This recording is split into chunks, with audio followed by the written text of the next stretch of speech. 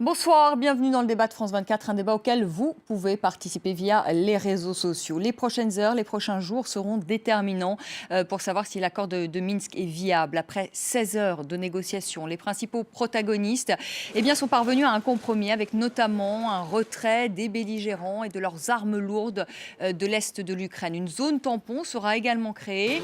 Cet accord prend effet dès ce dimanche 15 février. Un cessez-le-feu doit entrer en vigueur.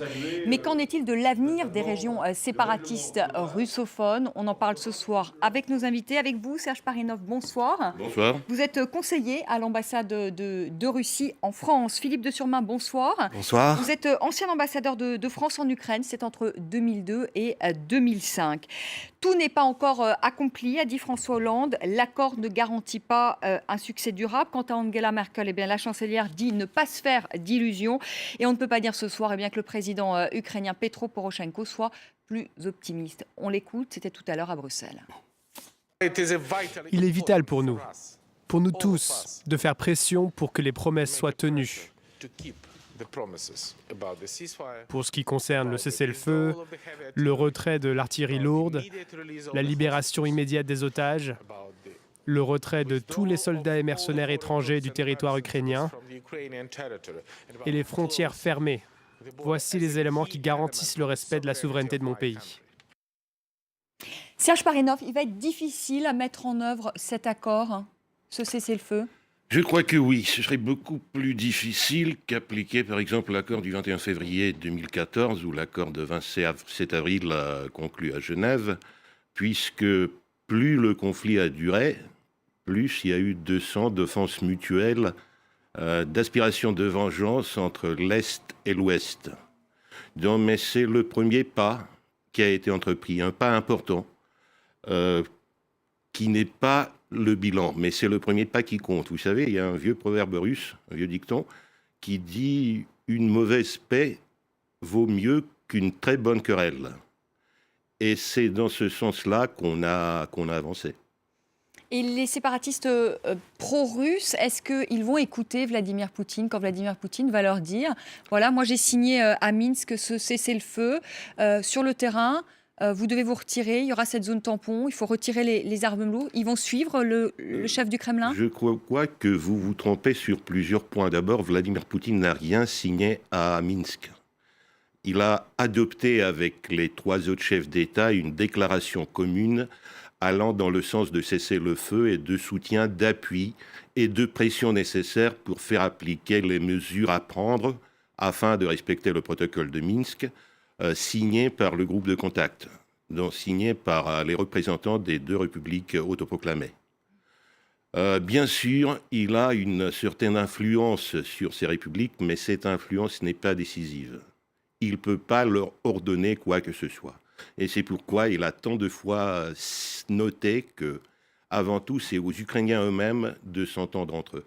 Et c'est pas par hasard, en fait, que ce paquet de mesures prévoit le dialogue direct entre les républiques autoproclamées, les représentants de certains secteurs des régions de Donetsk et de Lugansk, pour être plus précis sur le texte, et les autorités de Kiev. Philippe de Surmain, vous croyez que ça va être difficile à mettre en œuvre cet accord et ce cessez-le-feu? Mais je crois que ce qui sera extrêmement difficile, c'est de rétablir la confiance. Il faut voir que cette tragédie, parce que c'en est une, a créé une crise humanitaire dont on a sous-estimé l'ampleur. Il y a quelque chose comme 1 500 000 personnes déplacées, pour beaucoup parties vers l'Ukraine, une partie importante aussi vers la Russie, vers d'autres pays aussi. Et il se trouve que je connais plusieurs personnes, j'ai des amis qui sont originaires ou qui vivent dans ces régions, que ce soit à Lugansk, que ce soit à Donetsk ou que ce soit à Kramatorsk. Ce sont des situations qu'ils vivent de manière extrêmement difficile. Ça va être compliqué à mettre en œuvre, vous pensez? Parce que quand on voit ce qui s'est passé en septembre dernier, ça a tenu même pas quelques jours.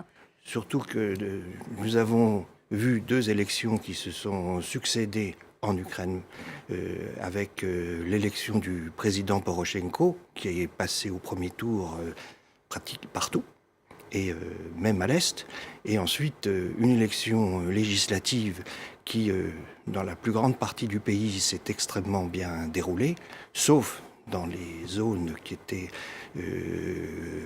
sous le contrôle des séparatistes, ce qui montre que derrière M. Porochenko, il y a une opinion publique qui est forte, qui est très anxieuse de voir que va être la suite. La grande difficulté dans le Donbass, dont je précise que ce n'est pas un ensemble homogène, entre Lugansk, entre Donetsk, Dnipropetrovsk, tout ça, ce sont des régions qui sont fortement individualisées.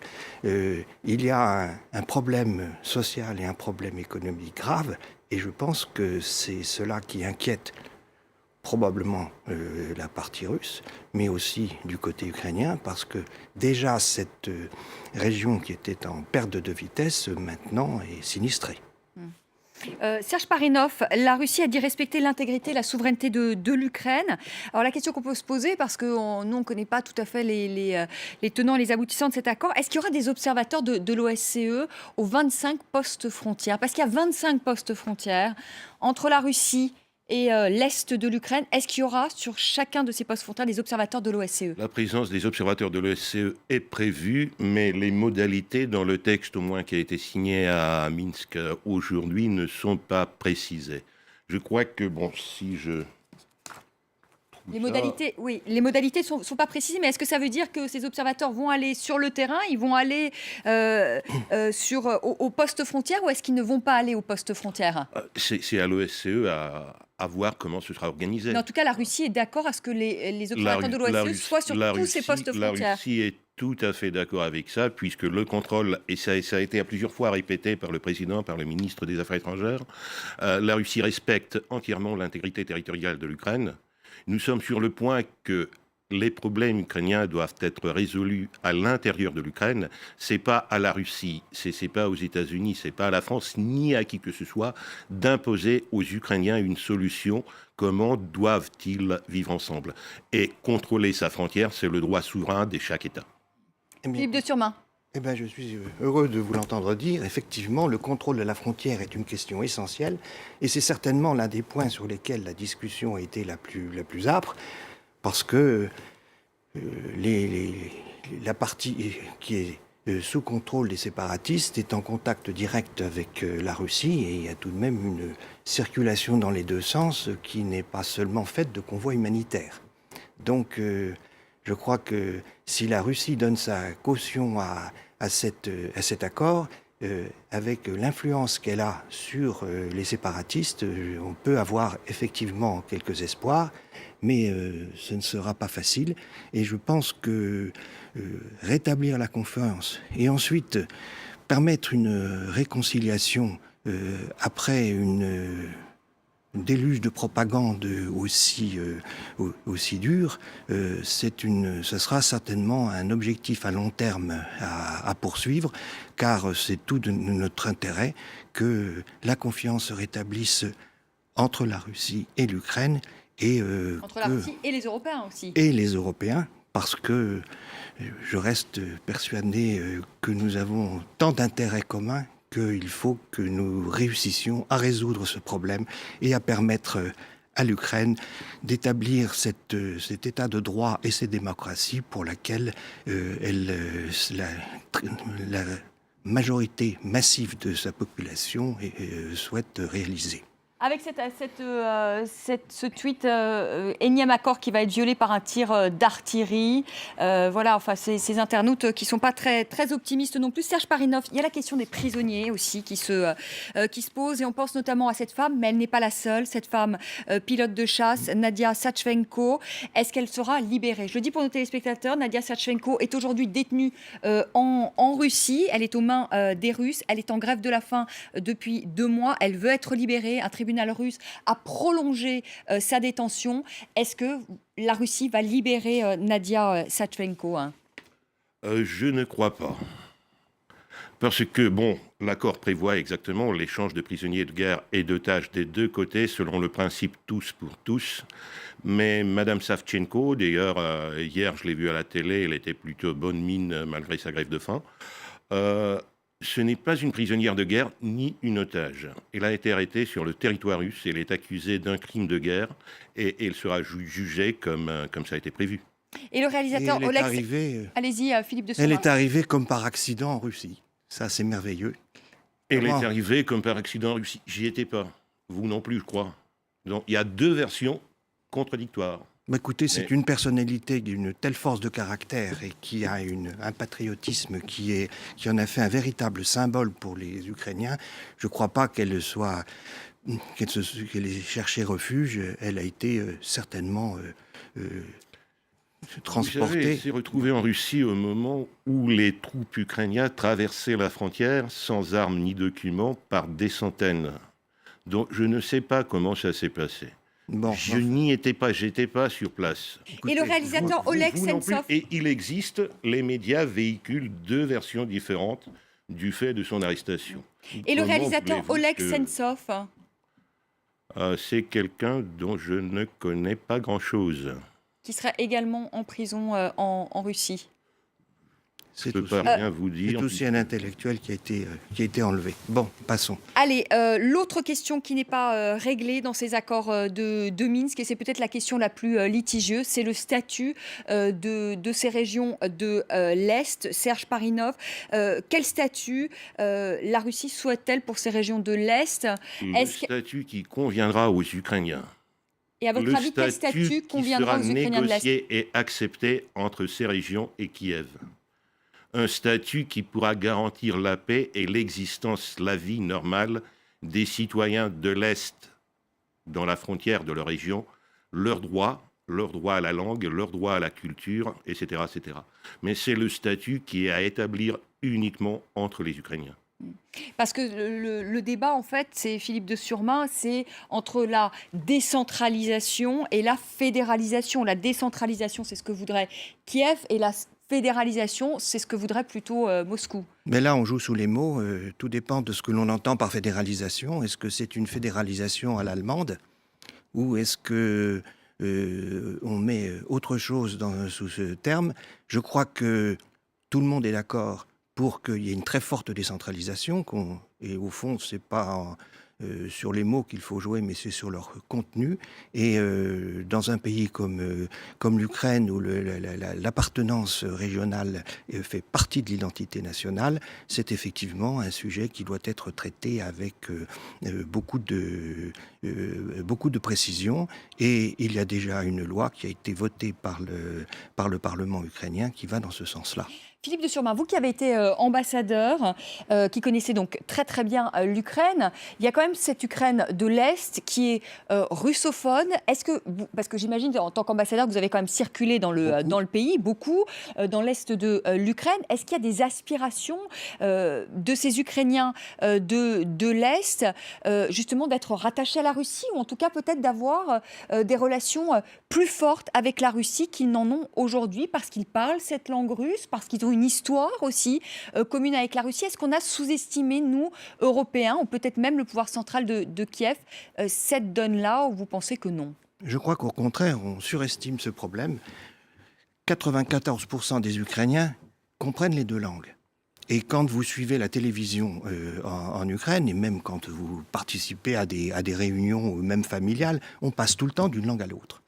Il est inconcevable pour un Ukrainien qui a au moins un certain niveau d'éducation, de ne pas parfaitement maîtriser le russe. C'est nécessaire dans les affaires, c'est indispensable pour les intellectuels, parce que c'est vrai que le russe est aussi la voie d'accès à la culture mondiale et occidentale en particulier. Et si on veut se lancer dans la vie politique, il faut vraiment parler les deux. Alors, vous avez Yulia Tymoshenko en est un exemple. Elle est russophone de naissance et puis elle a adopté l'ukrainien, mais je peux vous garantir que son russe est parfait. Et le reproche que l'on peut faire aux autorités qui se sont succédées récemment en Ukraine jusqu'à l'Euromaïdan. Il y avait cette fameuse loi sur le Parlement. Ils voulaient interdire quand même aux Ukrainiens de l'Est de parler le russe. Ils sont revenus après dessus, mais il y a quand même eu cette volonté-là. Très important cette loi. Ça a été une erreur, vous dites? C'était une erreur, et c'était une erreur du président Yanukovych qui a fait adopter une loi dans des conditions chaotiques, une loi inapplicable et contre laquelle ont protesté beaucoup en particulier l'association des professeurs de russe, qui justement reprochait à cette loi de pas spécifiquement mentionner le russe, mais de privilégier toutes les langues minoritaires dans les endroits où elles étaient majoritaires, le roumain, le hongrois, le tchèque. Donc c'est une erreur. Et il y a aussi des erreurs qui ont été faites du côté quand même du pouvoir central de bien sûr de qu'il en a eu. Kiev. Ça certainement. Vous savez, dans la bousculade qui a suivi la révolution, tout ne s'est pas passé sur du velours. Serge Parinov, si cet accord ne tient pas, je rappelle quand même ce soir, on a tous envie évidemment qu'il tienne cet accord, mais il y a beaucoup de scepticisme, beaucoup de prudence. Est-ce que vous partagez l'avis de François Hollande? Il a quand même eu ces mots très forts, le président de la République française, lors de sa conférence de presse. Il a parlé d'un risque de guerre totale. Est-ce que vous partagez cette crainte? Vous savez, je crois que plutôt oui, puisque avec tout ce qui a été dit, avec tout le sang qui a coulé, cette idée américaine de livrer des armes à Kiev pour aider à l'Ukraine à se défendre, ça pourrait vraiment allumer un feu énorme au sein de l'Europe. Là, je vais citer mon ambassadeur. La situation rassemblait plutôt à celle de 1914, où personne ne voulait la guerre, qui s'est éclatée quand même. Faut faire maintenant. 4 chefs d'État ont passé 16 heures ensemble et ont gagé en quelque sorte leur autorité politique, leur poids politique, leur parole pour faire respecter cet accord. Non. Et encore une chose, peut-être se poser la question, et si on échoue, c'est le premier pas vers l'échec. Il faut que ça tienne.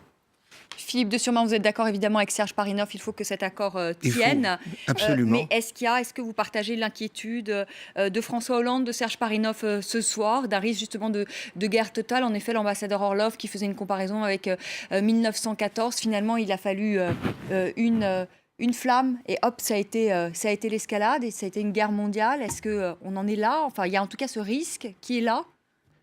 Sans doute, mais je pense que les dirigeants qui se sont rencontrés, le président Poutine, Madame Merkel, François Hollande, ont tellement conscience des risques qu'encourt un échec que je pense qu'ils savent qu'ils ont engagé leurs responsabilités et c'est avec une extrême attention qu'ils suivront l'évolution d'une situation qui peut-être, c'est vrai, aurait dû être suivie de manière plus attentive plus tôt. Merci beaucoup, merci Philippe de Surmont, merci Serge Parinov d'être venu sur le plateau de France 24. Je rappelle que cet accord entrera en vigueur ce dimanche 15 février, un cessez-le-feu avec beaucoup de scepticisme ce soir, beaucoup de prudence, mais on espère évidemment qu'il tiendra. Merci à tous les deux d'avoir participé à ce débat. Je vous retrouve dans un instant pour le rappel des titres et puis le second débat de notre soirée. On va parler de la dette grecque qui est au centre des discussions à Bruxelles en ce moment même au sommet européen. À tout de suite.